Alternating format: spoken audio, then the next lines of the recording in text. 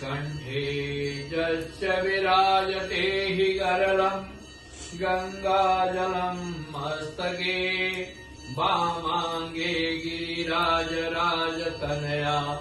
जाया भवानी सती नन्दीस्कन्धगणाधिराज सहित श्री विश्वनाथ प्रभो काशी मंदिर संस्थितोऽखिल गुरु देयात् सदा मङ्गलम् सानन्दमानन्दवने वसन्तम् आनन्दकन्दम् हतपापवृन्दम् वाराणसीनाथमनाथनाथम् श्रीविश्वनाथम् शरणम् प्रपद्ये।